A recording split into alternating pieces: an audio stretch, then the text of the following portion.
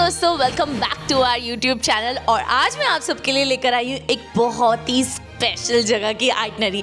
अगर आपको bike riding पसंद है तो आई एम श्योर आपका कभी ना कभी तो ये सपना ज़रूर रहा होगा कि आपको लेह लद्दाख बाइक पे एक्सप्लोर करना है।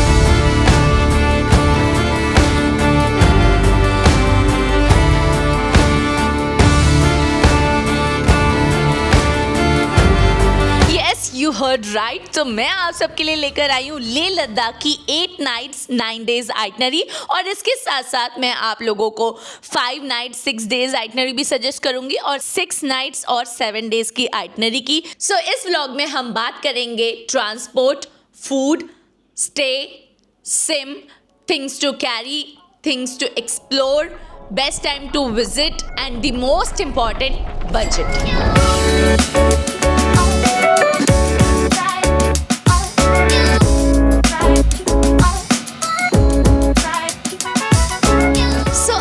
सी बात कर लेते हैं लद्दाख के बारे में। So guys, Ladakh is one of the union territory of India. पहले लद्दाख जो था वो जम्मू एंड कश्मीर का ही पार्ट था, बट 31 अक्टूबर 2019 को लद्दाख को एक separate union territory of India बना दिया गया। एंड अब लद्दाख के अंदर 2 डिस्ट्रिक्ट्स आते हैं, एक है कारगिल डिस्ट्रिक्ट एंड दूसरा है लेह डिस्ट्रिक्ट। जो लेह है वो 11,500 फीट अबव है सी लेवल से। यही एक कॉज है जिसकी वजह से आपको ऑक्सीजन में थोड़ी सी परेशानी होती है लेह पहुंच के। अब बात करते हैं ट्रांसपोर्ट की। तो आप लेह पहुंच सकते हो 2 तरीकों से। पहला है बाय एयर, दूसरा है by road. So by air में आपको दिल्ली, मुंबई और चंडीगढ़ से लेह की डायरेक्ट फ्लाइट्स मिल जाएंगी, जो कि एवरेज 5-6 हज़ार रुपये पर पर्सन से स्टार्ट होता है। सीजन पे डिपेंड करता है, ऊपर नीचे भी प्राइजेस हो सकते हैं। सो अब बात कर लेते हैं बाय रोड की। सो बाय रोड आप मनाली से होते हुए भी ले आ सकते हो और श्रीनगर से होते हुए भी ले आ सकते हो। तो वैसे मैंने सुना है कि जो श्रीनगर से ले के रास्ते हैं वो थोड़े ज़्यादा बेटर कंडीशन में है कंपैरेटिवली मनाली से ले के रास्तों के लिए। और एक बहुत इंपॉर्टेंट बात जो मैं आप लोगों से शेयर करना चाहती हूँ वो ये है, अगर आप मान लो कि बाय रोड आ रहे हो और आपने मनाली से टैक्सी हायर की, या फिर आपने श्रीनगर से टैक्सी हायर की, या फिर आपने बाइक हायर की रेंटल, तो जो आपकी टैक्सी और बाइक है वो लेह में नहीं चलेगी, क्योंकि लेह का रूल है कि वहां पर अगर आपको एक्सप्लोर करना है तो वहां की यूनियन की टैक्सी ही आपको लेनी पड़ेगी। तो इस बात का आप खास ध्यान रखना। मनाली से लेह के लिए बस भी चलती है और शेयरिंग टैक्सीज भी चलती है। बस का किराया 1,000 रुपए पर पर्सन अप्रोक्सीमेटली होता है और शेयरिंग टैक्सीज का रेंट आई थिंक 4,000 के आसपास पर पर्सन होता है। सो अब बात कर लेते हैं सिम की। लद्दाख में जो भी आपका बाहर का प्रीपेड नंबर होता है वो नहीं चलता है। लद्दाख में सिर्फ अगर आपका नंबर पोस्टपेड है तो ही वो सिम चलेगी, और या फिर आपको लद्दाख पहुंच के वहां का लोकल नंबर लेना पड़ेगा, जो कि आपको अप्रॉक्सीमेटली 300 से 500 रुपए का मिल जाता है। और अगर नेटवर्क्स की बात करें तो वहां पर एयरटेल, जियो और BSNL चलता है। नेटवर्क सबसे अच्छा वहां पर BSNL का है, और अगर आपको इंटरनेट अच्छा चाहिए तो वो एयरटेल का अच्छा है। मैं आपको एक छोटा सा हैक दूंगी कि अगर आप 2 लोग ट्रैवल कर रहे हो तो एक जन BSNL की सिम ले सकता है और एक जन एयरटेल की सिम ले सकता है। सो अब बात कर लेते हैं best time to visit Ladakh. Usually जो बाय रोड रास्ते हैं लद्दाख के वो अप्रैल से सितंबर के बीच में खुलते हैं, और अप्रैल मंथ जो होता है वो एप्रिकॉट ब्लॉसम का पूरा मंथ होता है। इसमें अगर आप लद्दाख जा रहे हो तो आपको बहुत ही खूबसूरत नज़ारे देखने को मिलेंगे। एप्रिकॉट के ट्रीज होंगे, उन पर फ्लावरिंग हो रखी होगी, और इसके साथ साथ ही अप्रैल मंथ में वहाँ पर एप्रिकॉट ब्लॉसम फेस्टिवल भी होता है जो आप अटेंड कर सकते हैं। और अगर आप फेस्टिवल में नहीं जा सकते हैं तो आप तुर्तुक विलेज एक्सप्लोर कर सकते हैं। वहाँ पर आपको बहुत ही सुंदर सुंदर एप्रिकॉट के गार्डन्स देखने को मिलेंगे। उसके अलावा अगर आपको बहुत ही ज़्यादा ग्रीनरी व्यूज़ और क्लियर स्काइज एक्सपीरियंस करना है तो बेस्ट मंथ्स होते हैं जून एंड जुलाई, जिसमें कि आपको बहुत ही क्लियर स्काइज देखने को मिलेंगे और बहुत ग्रीनरी होएगी, और जो लेक्स होंगी वो फ्रोजन नहीं होंगी। एक और चीज़, आप सर्दियों में भी लद्दाख को एक्सप्लोर कर सकते हो, वो है अक्टूबर से मार्च के बीच में। लेकिन आप उसमें बाय रोड नहीं जा पाओगे क्योंकि रास्ते यूजुअली बंद होते हैं हैवी स्नोफॉल की वजह से। आप बाय एयर जा सकते हो, और इस चीज़ का थोड़ा सा ध्यान रखना। अगर आप विंटर्स में लद्दाख एक्सप्लोर करने जा रहे हो, होटल्स होते हैं, जो शॉप्स होती हैं वो काफ़ी हद तक बंद रहते हैं, तो आपको ऑप्शंस काफ़ी कम मिलेंगे। सो अब बात करते हैं things to do in Leh Ladakh. तो आप एक्सप्लोर कर सकते हैं hall of fames, Sangam point, magnetic hill, Pathar Sahib Gurudwara, Lamayuru, Thiksey monastery, Rancho school, Shanti stupa, Leh palace, Leh market, Khardungla pass, district monastery, sand dunes, Turtuk village, Pangong lake, Rezangla war memorial, Hanle, Indian astronomical observatory, Umlingla pass, Puga valley, Chumathang hot water spring and Tsomoriri. अब बात कर लेते हैं फूड की। Usually आपको लेह लद्दाख में food में veg non veg किसी चीज़ में प्रॉब्लम नहीं आनी है। अगर आपको वहाँ का कुछ ट्रेडिशनल ट्राई करना है तो you should try butter tea, momos, thukpa and thenthuk. Sorry, ये थांतुक मे बी मैं गलत प्रोनाउंस कर रही हूँ, but basically this is the higher version of thukpa. खाना पीना बहुत ही रीजनेबल है। अब बात कर लेते हैं स्टे की। तो हॉस्टलर्स और सोलो ट्रैवलर्स के लिए अप्रॉक्सीमेटली 800 रुपये पर पर्सन से स्टार्टिंग हो जाती है। और अगर आपको डिसेंट बेसिक रूम चाहिए या होम स्टे चाहिए तो अप्रॉक्सीमेटली 3000 पर रूम के हिसाब से स्टार्टिंग प्राइस होता है। एंड अगर आपको थोड़ा और बेटर डिसेंट रूम्स चाहिए, आपको 6000 रुपये पर रूम से मिल जाएगा। लेकिन ये जो प्राइजेस होते हैं वो सीजन टू सीजन वरी करते हैं। एंड इनफैक्ट अगर आप नुब्रा वैली या पैंगोंग की तरफ निकलते हैं तो वहाँ पे प्राइजेस और डिफरेंट हो सकते हैं। मेरा आप सबसे एक सजेशन है कि जब भी आप अपना होम स्टे या होटल बुक कर रहे हैं तो मेक श्योर कि वहाँ पर आपको बेसिक अमेनिटीज़ अच्छी मिल जाएं, जैसे कि हीटर वगैरह अच्छा मिल जाए और गर्म पानी की फैसिलिटी हो, क्योंकि कई बार टेम्परेचर बहुत ज़्यादा गिर जाता है तो आप बीमार ना हो, इस चीज़ का ध्यान रखना। अब बात कर लेते हैं थिंग्स टू कैरी, जिसमें कि सबसे इंपॉर्टेंट है आपकी मेडिकल किट। अगर इन केस आप कोई भी मेडिसिन खाते हैं तो प्लीज़ बैकअप में अपनी मेडिसिन ज़रूर रख लें। एक्चुअल में प्रॉब्लम ये है कि लेह लद्दाख में ना दूर दूर तक आपको कई बार केमिस्ट की शॉप या फिर डॉक्टर्स इजीली अवेलेबल नहीं होते हैं। उसके अलावा आप लिप बाम, सनस्क्रीन और सन ग्लासेस ज़रूर कैरी करें, क्योंकि आप हायर एल्टीट्यूड पे जा रहे हो, इन चीज़ों की आपको ज़रूरत होगी। एक और चीज़ है वो है वाटर बॉटल। जो थर्मस वाली वाटर बॉटल होती है ना, वो एक बॉटल आप पर पर्सन अपने साथ कैरी करें हर वक्त। और इसके अलावा एक और चीज़ है ऑक्सीजन सिलेंडर बैकअप के लिए। एक तो छोटे वाले वो स्प्रे वाले भी आते हैं, वो भी आप कैरी कर सकते हो। और अगर आप ज़्यादा लोग ग्रुप्स में जा रहे हो तो आप ऑक्सीजन सिलेंडर भी कैरी कर सकते हो। अब बात करते हैं 8 नाइट्स 9 डेज आइटनरी की, जो कि हम लोगों ने की है। एंड इसके बाद मैं आप लोगों को 5 nights 6 days and 6 nights 7 days itinerary भी सजेस्ट करूंगी। सबसे पहले बात कर लेते हैं डे 1 की। डे 1 पर हम लोगों की डायरेक्ट फ़्लाइट थी दिल्ली से लेह की।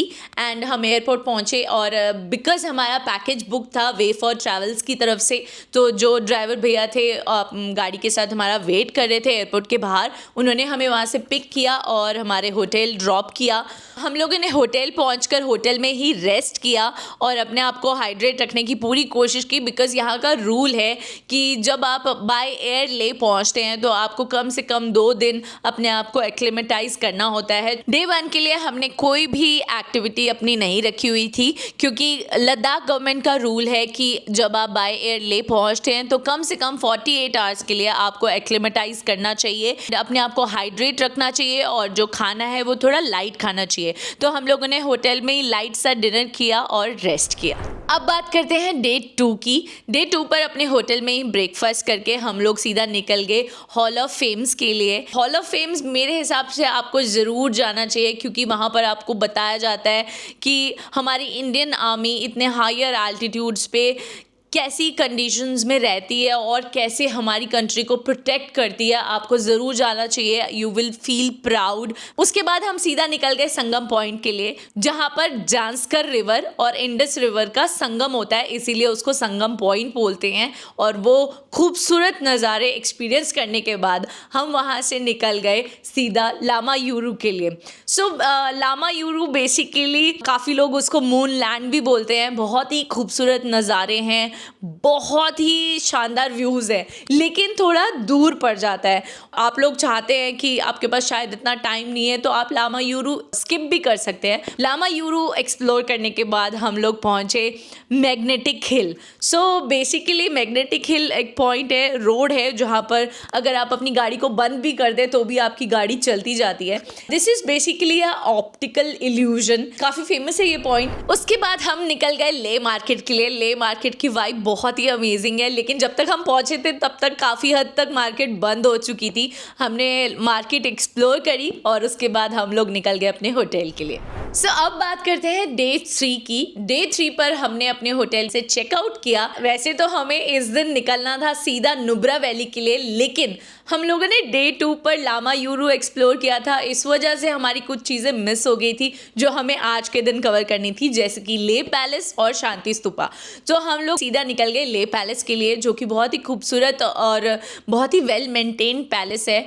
ले पैलेस 17th सेंचुरी में बना था और आज भी काफ़ी अच्छे से मेंटेन किया हुआ है और वहाँ से ले का व्यू बहुत ही अच्छा आता है। ले पैलेस एक्सप्लोर करने के बाद हम लोग निकल गए शांति स्तूपा एक्सप्लोर करने के लिए। शांति स्तूपा पहुँच के मतलब बहुत ही अच्छी वाइब आई, बहुत ही शांति थी और ले का बहुत ही खूबसूरत पैनोरामिक व्यू आपको वहाँ से देखने को मिलता है। शांति स्तूपा में थोड़ा टाइम स्पेंड करने के बाद हम लोग सीधा निकल गए नुब्रा वैली के लिए। और नुब्रा वैली पहुँचने से पहले ही एक पॉइंट आता है खारदुंगला पास, जो कि एक टाइम पे सबसे हाईएस्ट मोटरेबल पास हुआ करता था, लेकिन अब नहीं है।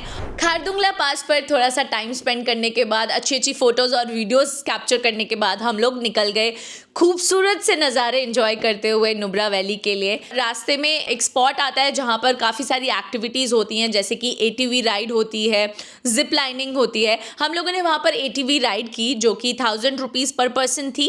एंड उसके अलावा जो जिप लाइनिंग है वैसे तो 2500 रुपीज़ पर पर्सन होता है, लेकिन अगर आप ATV राइड कर रहे हो then they will charge you 2000 rupees per person, लेकिन हमने जिप लाइनिंग नहीं की। ATV राइड करने के बाद हम लोग सीधा निकल गए डिस्किट मॉनेस्ट्री के लिए।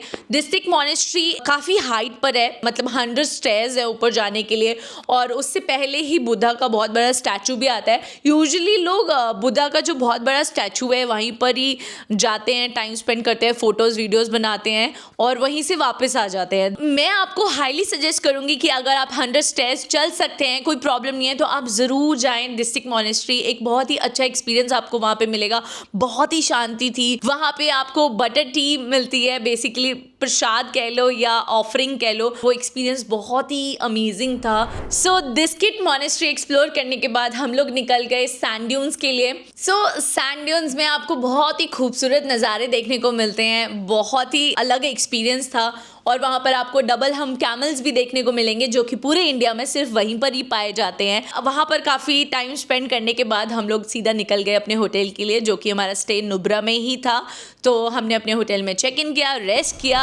अब बात करते हैं डे 4 की। डे 4 पर अपने होटल में ही ब्रेकफास्ट करने के बाद हम लोगों ने होटल से चेकआउट किया और सीधा निकल गए पैंगोंग लेक के लिए। पैंगोंग लेक हम लोग अप्रैल में गए थे, तो हमें दोनों चीज़ें देखने को मिली। हाफ लेक फ्रोजन थी और हाफ लेक नॉर्मल थी। पैंगोंग लेक पर एक शूटिंग पॉइंट भी है जहाँ पर 3 इडियट का शूट हुआ था, तो वहाँ पर प्रॉप्स भी रखे हुए हैं as it is. Yellow scooter रखा हुआ है एंड ड्रम्स वगैरह पड़े हैं, पर वहाँ पर हर एक्टिविटी के चार्जेस होते हैं 50 रुपीज़ पर पर्सन। उसके बाद वहाँ पर टाइम स्पेंड करने के बाद, अच्छी अच्छी फोटोज़ और वीडियोज़ क्लिक करने के बाद हम लोग निकल गए अपने स्टे के लिए, जो कि थोड़ी दूरी पर ही था और पैंगोंग लेक पर ही हमारा स्टे था। तो थोड़ी देर रेस्ट करने के बाद हम लोगों ने अपने स्टे में बॉनफायर किया एंड उसके बाद स्टार गेजिंग की। और वहाँ पर भैया ने हमें एक बहुत ही अमेजिंग सा हैक बताया कि स्टार्स की अच्छी पिक्चर अपने फ़ोन में कैसे सेटिंग करके आप क्लिक कर सकते हो। अब बात करते हैं डे 5 की। डे 5 पर जब हम लोग उठे तो हम लोगों ने एक्चुअली हायर एल्टीट्यूड फील किया, क्योंकि टेम्परेचर -18 चला गया और हमें ब्रीदिंग इशू होने लगा। मैंने और रेस्टी दोनों ने 10-10 मिनट वहाँ पर ऑक्सीजन लिया। उसके बाद अपना ब्रेकफास्ट किया और वहाँ से हम लोग निकल गए हानले के लिए। फिर हम पहुँचे रजांगला वॉर मेमोरियल। वहाँ पर कोई भी एंट्री फीस नहीं है। रजांगला वॉर मेमोरियल 1962 में जो इंडिया और चाइना का वॉर हुआ था उसकी याद में बनाया गया है। वहाँ पर आपको इंडियन आर्मी के जवान मिलेंगे जो कि आपको पूरा म्यूजियम दिखाएंगे और सारी हिस्ट्री वहाँ पर आपको एक्सप्लेन की जाएगी। रजांगला वॉर मेमोरियल के बाद हम फिर से निकल पड़े हानले के लिए। रास्ते बहुत ही खूबसूरत थे, बहुत ही सीनिक व्यूज एंजॉय करते हुए हम लोग पहुंच गए हानले। हमें हानले पहुंचते पहुंचते रात हो गई थी। वहां पर हमारा होम स्टे बुक था और होम स्टे में हम लोगों ने चेक इन किया और रेस्ट किया। सो अब बात करते हैं डे 6 की। डे 6 पर अपने होम स्टे में अच्छा सा ब्रेकफास्ट करने के बाद हम लोग निकल गए उमिंगला पास के लिए। और ट्रस्ट मी गाइस, इतने खूबसूरत रास्ते हैं ना, इतने खूबसूरत रास्ते कि कभी कभी आपको ऐसा लगता है कि सिर्फ पूरी दुनिया में ये इकलौती हमारी गाड़ी है जो इस दुनिया में चल रही है। बहुत से खूबसूरत अमेजिंग रास्ते एंजॉय करने के बाद हम लोग पहुंचे उमिंगला पास। सो मिगला पास जो है वो वर्ल्ड का नंबर 1 हाईएस्ट मोटरेबल पास है। उसकी हाइट 19,400 फीट है एंड ये लास्ट ईयर ही ओपन हुआ है। उमिंगला पास में almost half an hour spend करने के बाद हम लोग वापस आ गए हानले। हानले पहुंच के हम लोग गए इंडियन एस्ट्रोनॉमिकल ऑब्जर्वेटरी। मैं आप लोगों को बता दूं कि हानले को ऑफिशियली इंडिया का डार्क स्काई रिजर्व भी बोला जाता है। यहाँ पर पूरे साल में अप्रोक्सीमेटली 270 नाइट्स आपको स्काई एकदम क्लियर दिखता है और मिल्की वे आपको बहुत ही क्लियरली देखने को मिलता है। ऑब्जर्वेटरी में हमने काफ़ी टाइम स्पेंड किया। हमें ये देखने को मिला कि ऑब्जर्वेटरी एक्चुअली ऑपरेट और हैंडल की जाती है, वो का मेन ऑफिस है वो बैंगलोर में है। सो साइंटिस्ट जो है वो बैंगलोर से इसको ऑपरेट करते हैं। ऑब्जर्वेटरी में टाइम स्पेंड करने के बाद हम लोग सीधा निकल गए हानले मॉनेस्ट्री के लिए, जो कि 17th सेंचुरी की बनी हुई है और मॉनेस्ट्री की वाइब बहुत ही अच्छी है। वहाँ पर हमने काफ़ी टाइम स्पेंड किया। ऊपर से पूरा हानले का एक पैनोरामिक व्यू देखने को मिलता है। मॉनेस्ट्री में टाइम स्पेंड करने के बाद हम लोग सीधा चले गए अपने होम स्टे। होम स्टे में हमने थोड़ी देर रेस्ट किया और उसके बाद हमने रात को की स्टार गेजिंग और लकीली उस दिन स्काई क्लियर था और हमें मिल्की वे देखने को मिला। हमने बहुत ही सुंदर सुंदर फोटोज भी वहाँ पर करवाई और उसके बाद हम अपने होम स्टे वापस चले गए और हमने रेस्ट किया। अब बात करते हैं डे 7 की। डे 7 पर हम लोगों ने हानले में अपने होम स्टे से चेकआउट किया और हम लोग निकल पड़े सोमोरिरी के लिए। और रास्ते बहुत ही खूबसूरत थे। खूबसूरत से रास्ते एंजॉय करते हुए हम लोग पहले गए पुगा वैली। सो पुगा वैली हम लोग अप्रैल में गए थे तो उतना ज़्यादा ग्रीन नहीं था। यूजुअली जो पीक सीज़न होता है जब गर्मियों के टाइम पे वो पूरा ग्रीन होता है और बहुत ही खूबसूरत लगता है। तो अगर आप उस सीज़न में आ रहे हो ग्रीनरी वाले सीज़न में तो आप पुगा वैली मिस मत करना, बहुत ही खूबसूरत नज़ारे हैं। पुगा वैली में टाइम स्पेंड करने के बाद हम लोग सीधा निकल गए सोमोरिरी के लिए। सोमोरिरी काफ़ी लोगों के लिए एक ऑफबीट डेस्टिनेशन भी है। जिन लोगों को पैंगोंग लेक थोड़ा क्राउडेड लगता है वो ज़्यादातर प्रेफर करते हैं सोमोरिरी में स्टे करना और सोमोरिरी को एक्सप्लोर करना। सो जब हम लोग पहुंचे तो इनिशियली हमारा प्लान था सोमोरिरी में 1 नाइट स्टे का, लेकिन हमने सोमोरिरी में काफ़ी टाइम स्पेंड किया। पूरी लेक फ्रोजन थी और फिर उसके बाद हमें लगा कि हमारे पास दिन बचा हुआ है कि हम वापस ले जा सकते हैं। हमने डिसाइड किया कि हम वापस ले चले जाते हैं। एक्चुअल में सोमोरिरी में थोड़े स्टे के ऑप्शंस भी कम है, वहाँ पे होटल्स थोड़े कम है, होम स्टेज थोड़े कम है। सोमोरिरी एक छोटा सा गांव है। उस टाइम पे लेक भी पूरी फ्रोजन थी, टेम्परेचर भी काफ़ी गिरने वाला था रात तक। तो हम लोगों ने डिसाइड किया कि हम वापस ले निकल जाते हैं क्योंकि इतना टाइम है हमारे पास। तो वहाँ से अप्रॉक्सीमेटली 5 से 6 घंटे का रास्ता है ले का। सोमोरिरी से हम लोग निकल गए ले के लिए। रास्ते में हम लोग एक जगह रुके जिसका कि नाम है चुमतांग। अगर मैं गलत प्रोनाउंस कर रही हूँ तो मैं यहाँ पर रिटर्न में मेंशन कर दूंगी, आप चेक कर लेना। हम गए थे हॉट वाटर स्प्रिंग, जो कि एक अलग एक्सपीरियंस था और बहुत ही छोटा सा सुंदर सा गांव है वहाँ पर।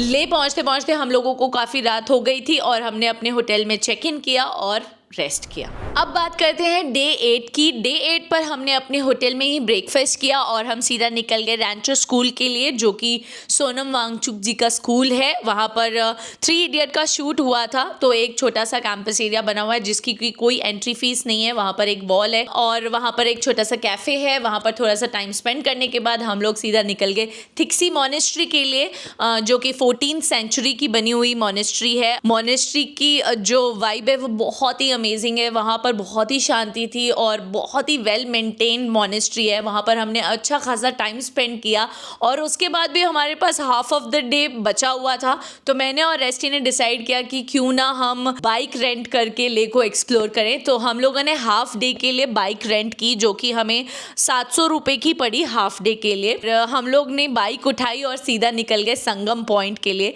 संगम पॉइंट पर अच्छा अपना टाइम स्पेंड करने के बाद मैगी चाय खाने पीने के बाद हम वापस पहुंच गए अपने होटल में डिनर किया और उसके बाद हमने रेस्ट किया। बात करते हैं डे 9 की। डे 9 पर हमारी रिटर्न फ्लाइट थी, सो हम लोग सीधा होटल से चेकआउट करके एयरपोर्ट पहुंचे। और एक और चीज़ मैं आप लोगों को मेंशन कर दूं यहाँ पर कि जो ऑक्सीजन सिलेंडर्स आप पोर्टेबल वाले खरीदते हैं वो आप वापस एयरपोर्ट पे नहीं ले जा सकते अपने साथ, वो लोग वहीं पे ही रखवा लेंगे, तो बेटर आप किसी को दे देना। सो ये थी हमारी 8 नाइट्स और 9 डेज की आइटनरी। और अपनी आइटनरी के बेसिस पर मुझे ऐसा लगता है कि हम लोगों को जो हमारे पास एक दिन एक्स्ट्रा था ले में, हमें उसकी जगह पे तुर्तुक विलेज ऐड कर लेना चाहिए था। तो मैं आप लोगों को ये सजेस्ट करूंगी कि आप अपनी इस आइटनरी में तुर्तुक विलेज ऐड कर सकते हैं एक दिन एक्स्ट्रा ले में बिताने के बजाय। अब इसके बाद बात करते हैं 5 नाइट्स 6 डेज की आइटनरी की, जिसमें कि आपको इनिशियली 2 दिन तो ले में ही रुकने पड़ेंगे, विच मीन्स कि आपका डे 1 और डे 2 ले में ही स्टे होगा।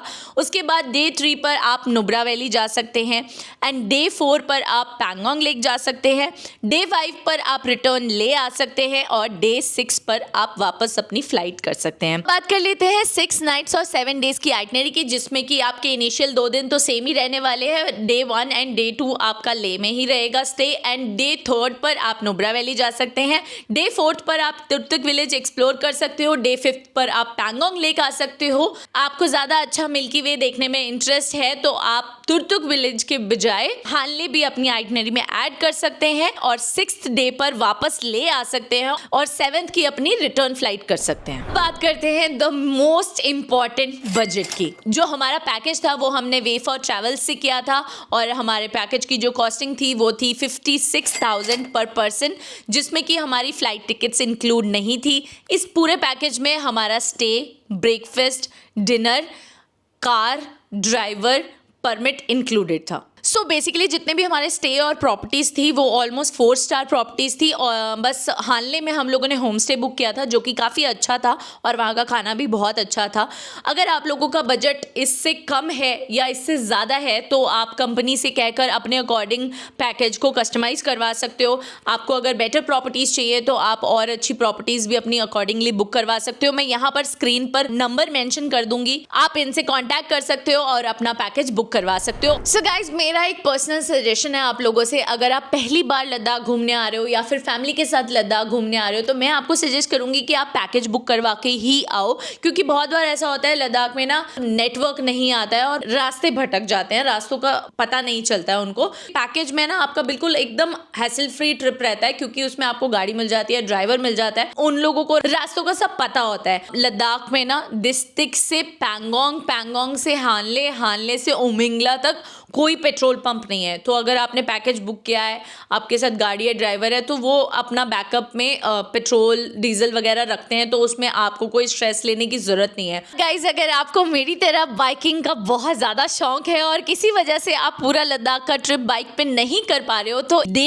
2 पर जब आप लोकल ले एक्सप्लोर करोगे तो उस दिन आप कार की बजाय बाइक रेंट कर सकते हो, जो कि अप्रॉक्सीमेटली 1200 रुपये पर डे के हिसाब से आपको मिल जाती है। जब भी आप रेंट पे बाइक या स्कूटी लेते हो तो मेक श्योर कि आप एक वीडियो बना लो सेफ्टी पॉइंट ऑफ व्यू से, क्योंकि फिर जब आप रिटर्न करने जाते हो तो कई बार छोटे मोटे पंगे हो जाते हैं। आपको ये पूरा व्लॉग कैसा लगा? आई होप जितनी भी मैंने इन्फॉर्मेशन दी है वो आपके लिए काफ़ी हेल्पफुल रहे। सो इस व्लॉग का मैं यहीं पर एंड करती हूँ और इसके अलावा भी आपको और इन्फॉर्मेशन चाहिए तो हमने डिटेल में व्लॉग्स बनाए हुए हैं, तो आप जाकर ज़रूर देखना, कमेंट ज़रूर करना, लाइक ज़रूर करना, शेयर ज़रूर करना। अगर सब्सक्राइब नहीं किया है तो सब्सक्राइब ज़रूर कर लेना। बाय।